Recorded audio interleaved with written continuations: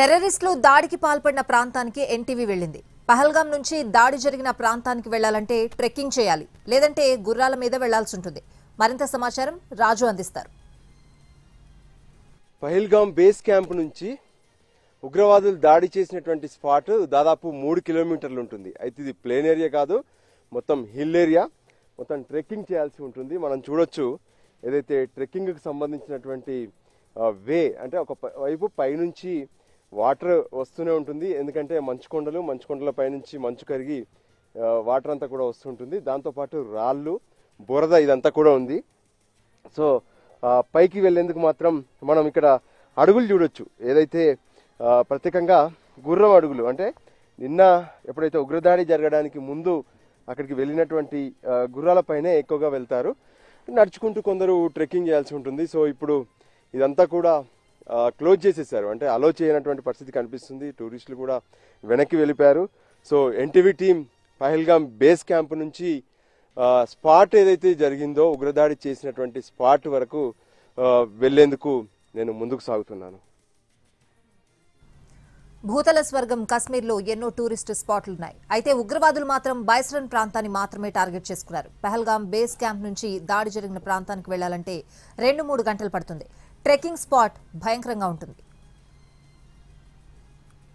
కాశ్మీర్లో ఎన్నో టూరిస్ట్ స్పాట్లు ఉంటాయి, కానీ ఉగ్రవాదులు మాత్రం పహల్గాంలో ఉన్నటువంటి టూరిస్ట్ స్పాట్ను మాత్రమే ఎంచుకున్నారు. ఎందుకంటే ఇక్కడికి ఎవరు అంత ఈజీగా వెళ్ళలేరు.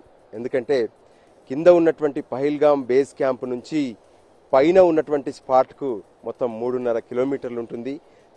సో అక్కడికి వెళ్ళాలంటే ఖచ్చితంగా గుర్రాల పైన కానీ లేదంటే ట్రెక్కింగ్ చేస్తూ కానీ వెళ్ళాలి.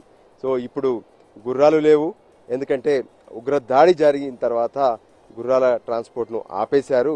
ఇక మరో పక్క ట్రెక్కింగ్ చేయాల్సిందే. సో ఆ ట్రెక్కింగ్ స్పాట్ ఎలా ఉంటుంది ఏంది అనేది ఒకసారి పరిశీలిద్దాము. ట్రెక్కింగ్ స్పాట్ ఎంత డేంజర్గా ఉంటుందనేది మనం చూడొచ్చు. మొత్తం ట్రెక్కింగ్ స్పాట్కు సంబంధించి ఎలా ఉంటుంది, డౌన్ దిగిన కొద్ది ఓవరాల్గా ఎంత దారుణంగా ఉంటుంది అనేది మనకు ప్రత్యేకంగా అర్థమవుతుంది.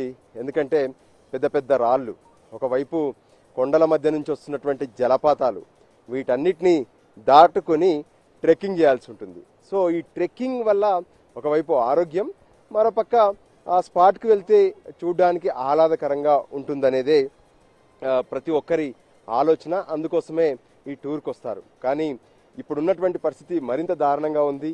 స్పాట్కు వెళ్ళాలంటే ఎంతో శ్రమించాల్సినటువంటి అవసరం ఉంది. ఎందుకంటే ఒకవైపు ఉగ్రదాడుల సంబంధించినటువంటి టెన్షన్, మరోవైపు ఇక్కడ ఉన్నటువంటి పరిస్థితిని మనం చూస్తున్నాం.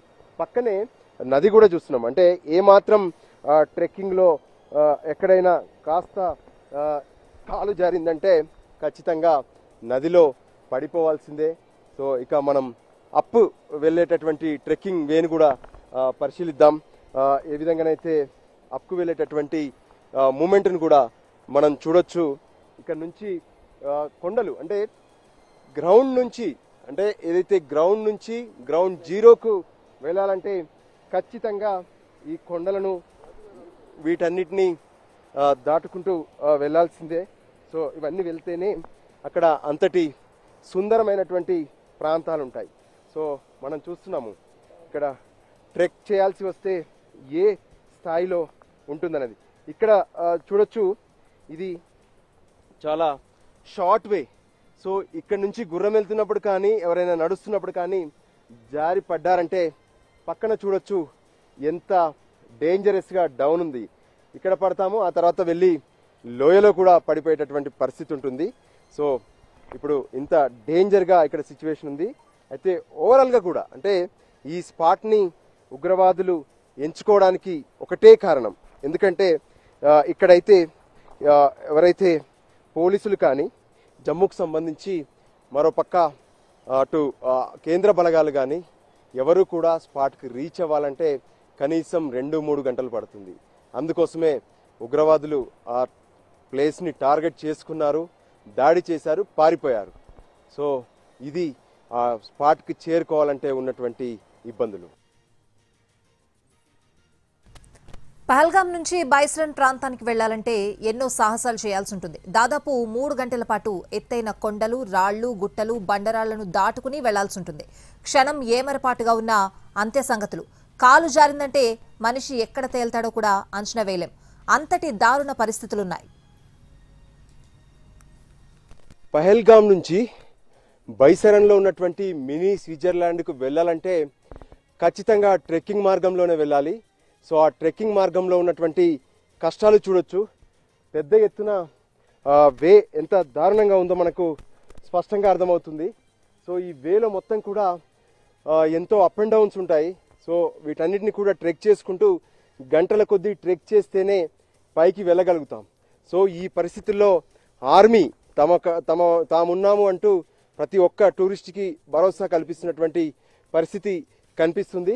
సో ఈ పరిస్థితుల్లో మనం చూడొచ్చు ఆర్మీ చేస్తున్నటువంటి సాహసోపేత పోరాటాలు.